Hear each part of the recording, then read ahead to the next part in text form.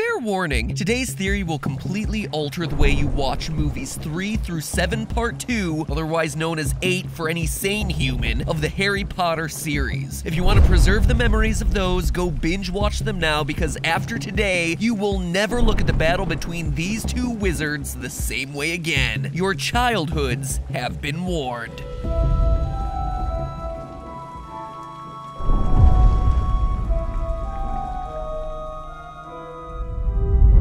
Hello, Internet! Welcome to Film Theory, the show where I was gonna do an episode on Fantastic Beasts, but frankly, the more I looked into that movie, the more I just wanted to go back and talk about some good old-fashioned Harry Potter. You know that feel when you got a Scamander and you just want a little bit more Longbottom? You know what I mean? You know what I mean? You know what I mean. So anyway, in combing back through the old Potter lore to piece together the secrets of magical beasts, which will eventually become a theory, don't get your nifflers in a twist, I discovered something that literally changed everything I thought I knew about everyone's favorite boy who lived. And no, it's not something that's an obvious part of the story's lore. At least, I don't think so. In a weird way, Harry should be thanking Voldemort. Otherwise, he would have just been, well, Neville. Then again, that Neville one surprised me too when I put all the pieces together, but apparently it was old news to a bunch of the Potterheads. But hey, okay, I'm sorry. I'm not the type of person who remembers from memory what the Dursleys were eating for breakfast on the morning that Harry was invited to the Quidditch World Cup. It was grapefruit, right? I think it was grapefruit. That's my answer, grapefruit. Let me know in the comments if I'm right. Anyway, this theory hinges on an ancient form of magic, number magic, otherwise known as math. Man, can you think about how much more excited everyone would be to have their 5th period class be number magic instead of math? Math, real talk, you got yourself a branding problem. And heck, no wonder Harry and co didn't figure this one out themselves, since number magic isn't even a subject that they're taught. But don't you worry, because I've got you covered. So hop on those fire bolts, cause away we go. For this theory, we get to go back, way back, to Harry Potter Part 6. Long before Harry pulled the ultimate fanboy move and named his kid Albus Severus Potter, we got this scene where we see Tom Riddle, otherwise known as pre-Voldemort, learning about splitting his soul using dark magic. It's called, as I understand it, a Horcrux. It's the first time that we hear Tom Riddle specifically mention Horcruxes, which we know he later uses to divide up his soul into neat little slices of soul pie and shove them into pretty much anything he can get his hands on, from books to cups to snakes. Snakes, not Snapes. Though, real talk, how awesome would it be to have Snapes on a plane? Get these Of course. Snapes off my mother Of course. plane. Samuel L. Jackson must have failed potions. Oh, and by the way, this joke in fond memory of Alan Rickman. You are certainly missed, sir. Now, enough sadness, back to the theory. As Slughorn mentions in the scene, Horcrux talk is no laughing matter. But this is very dark stuff, very dark indeed. Tom says probably what we're all thinking, I didn't fully understand it. like the cheeky little scamp that he is. But in all seriousness, how does this work? Because if you really stop to think about it, there are some pretty severe implications to this whole Horcrux business that goes unexplored in the books and movies. So before we go there, let me remind you of the mechanics of splitting your soul. This one is for all of us who aren't hardcore enough to have yawned their way through the Deathly Hallows Part 1 15 times. And let's be honest here for a second, we can all agree, right, that Ron being gifted and brought back by a Deluminator is a pretty darn goofy moment, right? Am I the only one who thinks that still? Because seriously, the thing just takes light away from things. It doesn't also have a magical teleportation device in it. That's just random. You must be JK. Anyway, a Horcrux is an object that contains or hides part of someone's soul, thus allowing them to survive should someone kill their original body. It's like a bank, but instead of money, you store souls. Just like a real bank. Have you seen those interest rates lately? Seriously, less than 1%. What are you doing, economy? Anyway, in the scene we saw before, Slughorn dishes up some really handy exposition by telling us that to create a Horcrux, we have to commit a murder, then somehow use the life energy transferred during that murder to split your own soul in half and sort of rip part of it out of your body and cram it into the nearest object of your choice. Preferably something with a little staying power and not that weak old block of cheese in the back of your fridge. Though, I will admit that thing's been in there for a while and at this point I ain't touching it, so perhaps that cheese is the safest vessel for that soul. Anyway, based on the info from the books and the movies, the actual mechanics of soul cutting and soul transferring are a bit hazy, but it's not like we're writing an eHow page on the subject. We get the general point that when you create a Horcrux, you're splitting your soul in half between your body and an object, and that tells us everything we need for today's theory. So Tom Riddle and Slughorn talk about splitting the soul into 7 pieces, but we all assumed that it's 7 equal pieces. It is most definitely not. Every time Voldemort splits his soul in half, he only leaves half of his remaining soul in his own body. Then the next time he creates a Horcrux, it splits in half again, over and over. So what does that mean? Well, let's walk through some history that must not be named to see how it all plays out. He starts in 1943 with one whole soul. This conversation with Slughorn happens after the school year starts in 1943 when Tom is 16 years old. In the Chamber of Secrets, we learn that Tom Riddle puts his 16-year-old soul into his diary, thus creating the first Horcrux. To create this Horcrux, he kills Moaning Myrtle, which we also confirm when she describes her killer as a boy speaking a strange language.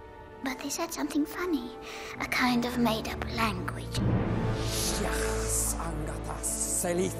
With one Horcrux made, he who must need a rhinoplasty is down to 50% of a soul, with the other 50% locked into the diary. At this point, we know then that the diary is the Horcrux that contains the largest percentage of Voldemort. After that, the creation of each Horcrux is supposedly tied to a major murder committed by Tom, at least according to J.K. Rowling in a rule that we'll see her break in just under 45 seconds. Now, when Tom kills his father, Tom Riddle Sr., he creates the Marvolo Gaunt Ring Horcrux, which we see on his finger in the scene with Slughorn. This is around the time of him creating the diary, also when he's either 16 or 17. And since we're taking half the soul Voldemort has remaining, this means that the Gaunt Ring has 25% Tom, and Tom himself is down to 25%, and with his prospects rapidly falling. Next, he kills Hepzibah.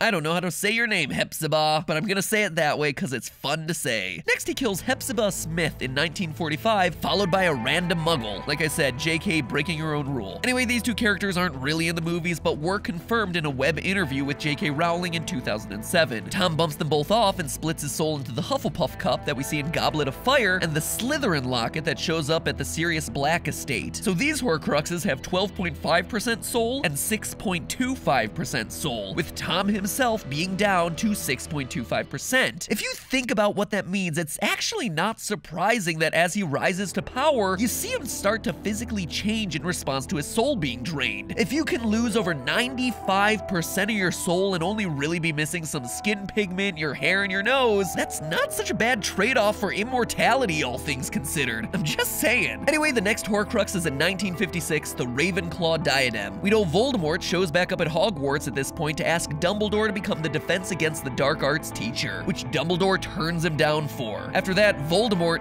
get this, curses the position and everyone who holds it from then on. Hence the reason why every year there's a new teacher in the position. I honestly didn't know this until reading up on all the lore bits on the Pottermore site. Isn't that insane? Voldemort is like the sorest loser ever. And it's worth mentioning that this is probably Voldemort's most effective spell of the entire series. Anyway, J.K. Rowling has also confirmed in several interviews that Voldemort cursed the position and the curse wasn't broken until he died. And since he was in the neighborhood anyway, he hid the diadem Horcrux in the Room of Requirement, which, despite what he says about it in the book, was ridiculously easy to find. Here's a bright idea. Let me hide this item in a room that, if someone is required to kill me, will make sure it shows up right in time for that person. What an excellent hiding spot. Then again, I suppose he required that the room needed to be hidden so he wouldn't die, so really we just have the Room of Requirement playing favorites now. I see, of course, you two are choosing Team Harry. Anyway, short story even shorter. If Malfoy hadn't shown up, the whole thing would have taken like 3 minutes, but I digress. What's important here is that by age 30, Voldemort's soul is down to 3.125% of his original soul. And despite talking about this grand plan to split his soul into 7 pieces, he must absolutely suck at counting because he actually quits at 6. 5 items and his original soul. Way to do a job only 857 hundredths of the way, Voldy. Because yeah, at that point, Voldemort takes a little siesta for about 30 years. I don't know, maybe he's afraid of more appendages falling off. So there's no other Horcrux creation until 1981. That's the moment when Voldemort attacks Harry Potter. That's not even intentional Horcrux creation. I don't think this guy was ever gonna get to 7. By the way, just as a side note, anyone else realize that Voldemort is 54 when he attacks Harry? I always just assumed that he was in like his 30s. And that is still decades before the book. He is literally 70 when we see him returning to power. That is crazy. People give the guy a hard time for looking as rough as he does?